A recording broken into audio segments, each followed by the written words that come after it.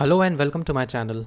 Today we are going to discuss the most important current affairs of 10th of July. The first question is Google has relaunched its app Google Plus as the answer is Google Currents.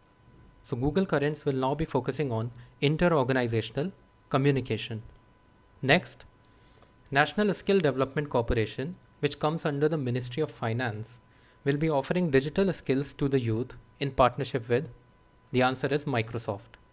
So CEO of Microsoft is Satya Nadella. Talking about National Skill Development Corporation, comes under the Ministry of Finance. CEO is Manish Kumar, and its function is to impart skills and training to the private sector in accordance with the PPP model, which is public-private partnership model. Next, the government has asked the e-commerce companies to display products country of origin by the answer is 1st of August.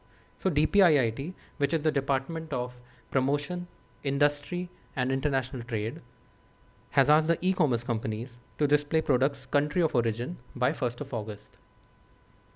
Which country's railway has set up the world's first solar power plant to directly power overhead lines? The answer is India. So in India, in Madhya Pradesh, the Bina district has set up this world's first solar power plant to directly power the overhead lines. Next, which organization is to launch interface points called Turant Suvidha Kendra (TSKs)? The answer is Central Board of Indirect Taxes and Customs, short for CBIC.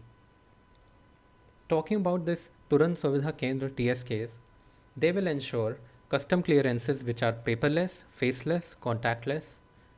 It will make custom clearances speedy, transparent, and also help in improving the EODB, which is ease of doing business. Talking about the CEO of Central Board of Indirect Customs is PK Das. Next, as per the World Drug Report of United Nations Office on Drugs and Crime, which country reported the highest seizure of opium in 2018? The answer is Iran, and India came 4th in this ranking. Next, which Indian state or union territory has launched a mobile van Dhanvantari Rath, providing essential healthcare services to the people? So the answer is Gujarat.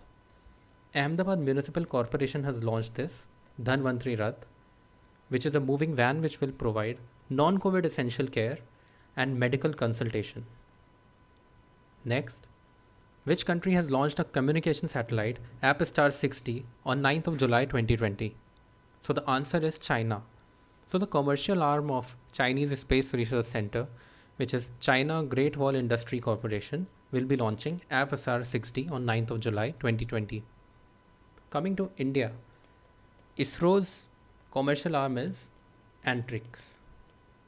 Next, environmental groups have launched which online tool on 9th of July 2020, as per which India's capital New Delhi has the most economic impact based on per capita in the world from air pollution during the first half of 2020. So talking about 1st January to 30th of June 2020, Delhi has had the most economic impact. It has lost nearly 5% of its annual GDP.